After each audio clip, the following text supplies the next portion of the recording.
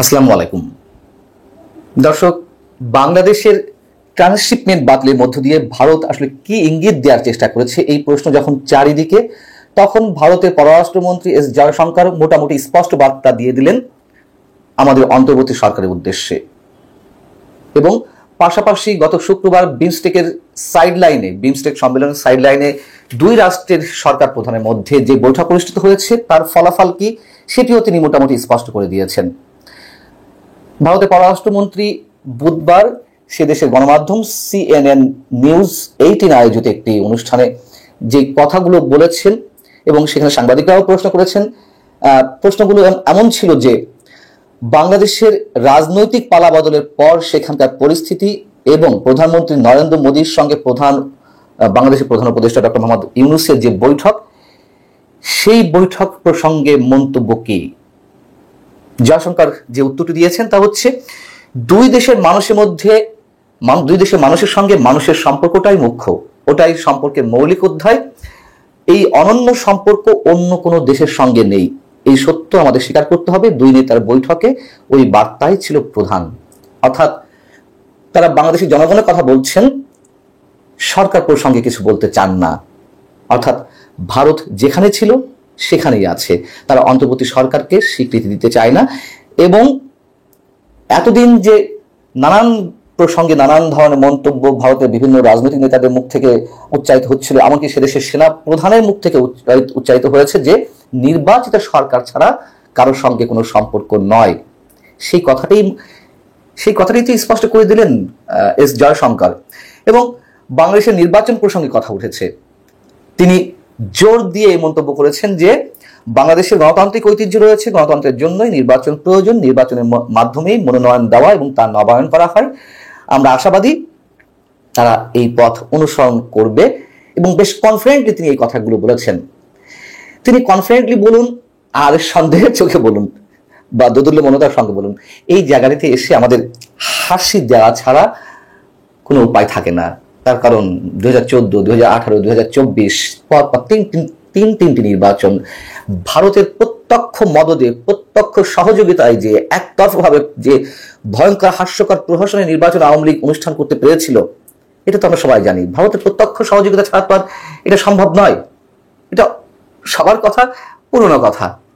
কিন্তু তারা এখন নির্বাচনের কথা বলছে। অবশ্যই নির্বাচনটা আমাদের খুব প্রয়োজন। এবং তিনি মৌলবাদ সম্পর্কে যে কথাই বলেছেন যে বাংলাদেশের মৌলবাদের যে উত্থান, সে বিষয়ে ভারত উদ্বিগ্ন।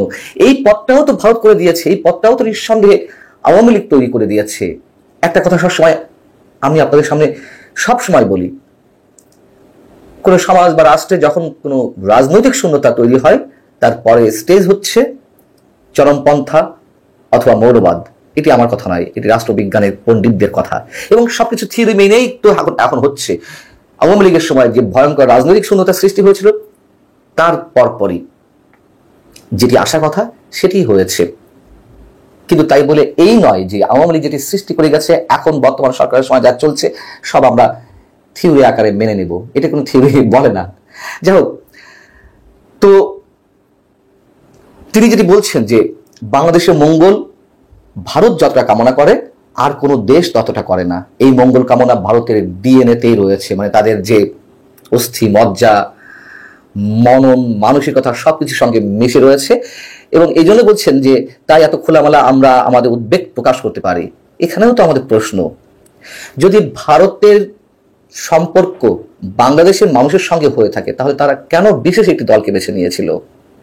নির্বাচনের মাধ্যমে যে আসতো এই মৌলবাদ চরমপন্থার উত্থান ঘটতো না, আর এভাবে ভারত বিরোধিতাও নিশ্চয়ই এইভাবে সৃষ্টি হতো না। এখন কেউ বলতে পারেন যে মৌলবাদ আসবে বিধায় তো আওয়ামী লীগের প্রয়োজন ছিল, মৌলবাদের উত্থান ঘটবে বিধায় তো তারা সবসময় আওয়ামী লীগকে সাপোর্ট করেছে। একেবারে ভুল কথা, একেবারে ভুল কথা। কোন একটি বিশেষ বিষয়ের আশঙ্কায় একটি মাত্র রাজনৈতিক দলকে সাপোর্ট দিয়ে যেতে হবে, গণতন্ত্রের সব পথ রুদ্ধ করে, এটি কোনোভাবেই কোনো থিওরিতে আসে না, কোনো সমীকরণে আসে না। যাই হোক, তিনি বলছেন, তিনি যে মৌলবাদের কথা বললেন এবং বর্তমান সরকারের সময় যে মৌলবাদের উত্থান, এটি চরম বাস্তবতা। আমরা গত কিছুদিন আগে যেমন দেখলাম হিজবুত তাহরির মিছিল, মার্চ ফর খিলাফত যে কর্মসূচির তারা ডাক দিয়েছিল, এবং সরকারের এক ধরনের উদাসীনতা, বাধ্য হয়ে পশ্চিমা বিশ্বকে দেখানোর জন্য বেশ কয়েকজনকে আটক করলেন। গত 2 দিন আগে ফিলিস্তিনিদের পক্ষ নিয়ে বা ফিলিস্তিনিদের প্রতি সংহতি জানানোর জন্য সারা দেশে যে বিক্ষোভ কর্মসূচির আয়োজন করা হলো, আমরা মনে করেছিলাম যেটি শান্তিপূর্ণভাবে হবে, কিন্তু সেটির মধ্যেও তো আমরা দেখলাম যে উগ্রবাদী তার একটা চরম উত্থান যে বাংলাদেশে ঘটেছে, তার আরো একটু নমুনা আমাদের সামনে উপস্থিত হলো। সারা দেশে বিভিন্ন জায়গায় কি ধরনের সহিংসতা, হামলা, লুটপাট এবং আইএস এর পতাকাও দেখা গেছে। কারা এরা? সরকার তো কাউকে অ্যারেস্ট করতে পারেনি, আটক করতে পারেনি। যাদের আটক করা হয়েছে ভাঙচুরের দায়ে আটক করা হয়েছে, কিন্তু তাদের মূল পরিচয়টা কি সেটি কি প্রকাশ করেছে? এবং এই ঘটনা তো আন্তর্জাতিক বিশ্বে আবারও আন্তর্জাতিক গণমাধ্যমগুলোতে জায়গা করে নিয়েছে। Deutsche Welle, BBC, the daily guardian সহ আন্তর্জাতিক বিভিন্ন গণমাধ্যমে এটি উঠে এসেছে এবং প্রায় সব জায়গাতেই এই ধরনের প্রশ্ন উঠেছে যে কেন সরকার থামাতে পারছে না, কেন পুলিশ কোনো অ্যাকশন নিল না। অতএব ভারতের প্রতি আমাদের যত ক্ষোভ থাকুক না কেন, ভারত বাংলাদেশে বর্তমান অন্তর্বর্তী সরকারকে স্বীকৃতি দিবে না এবং ভারত নিশ্চয়ই বসে নেই। তার একটা এক্সাম্পল আমাদের সামনে উপস্থিত হলো, যে ট্রান্সশিপমেন্ট বাতিল করেছে। এখন তারা পরবর্তী পদক্ষেপ কি করে না করে আমরা জানি না, এবং সরকারের পক্ষ থেকে বলা হচ্ছে এই ট্রান্সশিপমেন্ট বাতিলের মধ্য দিয়ে অর্থনৈতিক কোনো ক্ষতি হবে না, ব্যবসা বাণিজ্যে কোনো প্রভাব ফেলবে না। এরকম কথা তো রাজনৈতিক সরকারগুলোর যে মন্ত্রী, এমপি, তাদের মতোই বর্তমান সরকারের উপদেষ্টা এই ধরনের সবক দিয়ে যাচ্ছেন। কিন্তু হুমকি মুখে তো পড়তেই হবে বাংলাদেশের অর্থনীতিকে, চোখ বন্ধ করে দিয়ে বলা যায়। ভারতের এই উদ্যোগ বা ভারত পরবর্তীতে যে পদক্ষেপগুলো নেবে তার সবকিছু কিভাবে সরকার মোকাবেলা করবে সেটি পরের বিষয়। আদৌ করবে কিনা বা পারবে কিনা সেটি একটি বড় প্রশ্ন। কিন্তু জয়শঙ্কর কিন্তু খুব জোর দিয়ে বলেছেন যে নির্বাচন দরকার, এবং অংশগ্রহণমূলক নির্বাচনের কথা তো শুধু ভারত নয়, সবাই বলছে। যদিও আমাদের একটি বিশেষ গোষ্ঠী চায় তারা একটা বিশেষ রাজনৈতিক দলকে বাদ দিয়ে, আওয়ামী লীগকে বাদ দিয়ে নির্বাচন করতে, সেটিও কি অংশগ্রহণমূলক হবে? এই পুনঃ প্রশ্নটি আবারও করলাম, এবং এটি যে হবে না আমি মোটামুটি নিশ্চিত করে বলতে পারি যে অংশগ্রহণমূলক নির্বাচনই হবে। এটি ছাড়া বাংলাদেশ সুস্থ পথে যেতে পারবে না। যারা অপরাধী অবশ্যই তাদের বিচার হোক।